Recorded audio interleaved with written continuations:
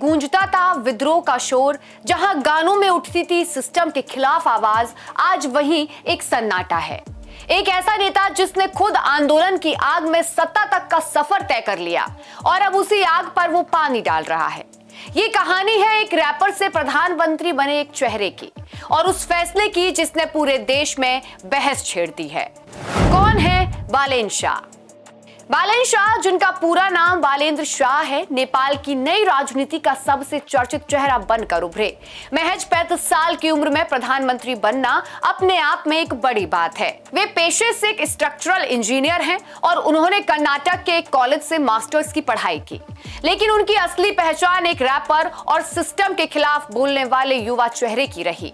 उनके गानों में भ्रष्टाचार, बेरोजगारी और राजनीतिक सिस्टम की खामियां खुलकर सामने आती थी। यही वजह थी कि युवा पीढ़ी, खासकर जेन ज़ी, उन्हें अपना आइकन मानने लगी। राजनीति में एंट्री, सिस्टम के खिलाफ से सिस्टम तक। बालेन शाह ने राजनीति में एंट्री किसी पारंपरिक रास्ते से नहीं की। उन्होंने खुद को एक आउटसाइडर के तौर पर पेश किया। 2025 में नेपाल में बड़े पैमाने पर छात्र और युवा प्रदर्शन हुए, जिन्होंने पूरे राजनीतिक ढांचे को हिला दिया। इन्हीं प्रदर्शनों के दौरान बालेन राष्ट्रीय स्तर पर उभरे। उन्होंने पुराने नेताओं के खिलाफ चुनाव लड़ा और 4 बार के प्रधानमंत्री को करीब 50,000 वोटों से हराकर सबको चौंका दिया। ये सिर्फ जीत नहीं थी, यह सिस्टम के खिलाफ जनता का गुस्सा था। बुलडोजर बालेन, मेयर के तौर पर काम।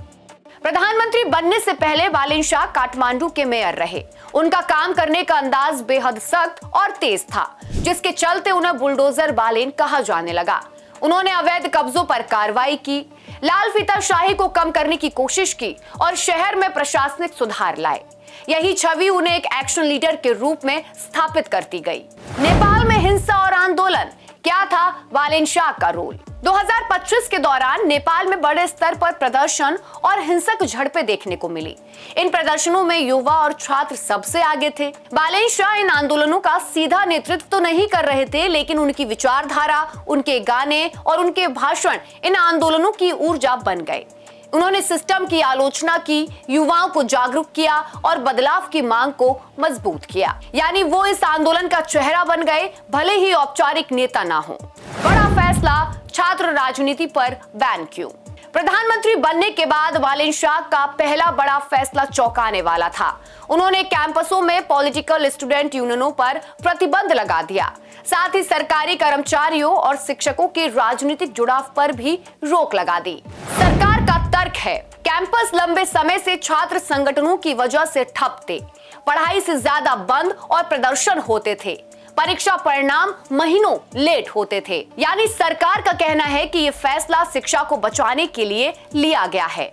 विरोधाभास, विद्रोही ही क्यों रोक रहा है विद्रोह? यहीं से कहानी दिलचस्प और विवादित बन जाती है।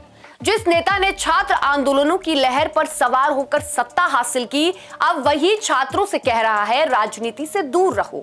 जेन ज़ी का आइकन अब जेन ज़ी को पढ़ाई पर ध्यान दो की सलाह दे रहा है। नया सिस्टम, स्टूडेंट काउंसिल्स क्या हैं? सरकार ने घोषणा की है कि अगले 90 दिनों में पॉलिटिकल यूनियनों की जगह पे अब स्टूडेंट काउंसिल्स बनाई जाएगी। इसका उद्देश्य होगा गैर राजनीतिक छात्र प्रतिनिधित्व, छात्रों की समस्याओं को उठाना, एकेडमिक माहौल सुधारना। आगे की प्लानिंग क्या चाहते हैं पीएम बालेन? बालेन शाह का फोकस अब इन चीजों पर बताया जा रहा है। शिक्षा व्यवस्था में सुधार, प्रशासनिक सिस्टम को तेज और पारदर्शी बनाना, भ्रष्टाचार पर सख्त कार्रवाई, युवाओं को स्किल और रोजगार से जोड़ना। तो सवाल ये है कि क्या बालेन शाह सही हैं, जो शिक्षा को राजनीति से अलग करना चाहते हैं, या फिर ये वही आवाज दबाने की शुरुआत है जिसने उन्हें सत्ता तक पहुंचाया? नेपाल में आज सन्नाटा है, लेकिन ये सन्नाटा कब तक रहेगा? क्योंकि इतिहास गवाह है, आवाजें दबती नहीं, बस वक्त का इंतजार करती हैं। फिलहाल के इस वीडियो में इतना ही। ऐसी ही तमाम वीडियो देखने के लिए जुड़े रहिए प्राइम न्यूज के डिजिटल प्लेटफॉर्म के साथ। नमस्कार।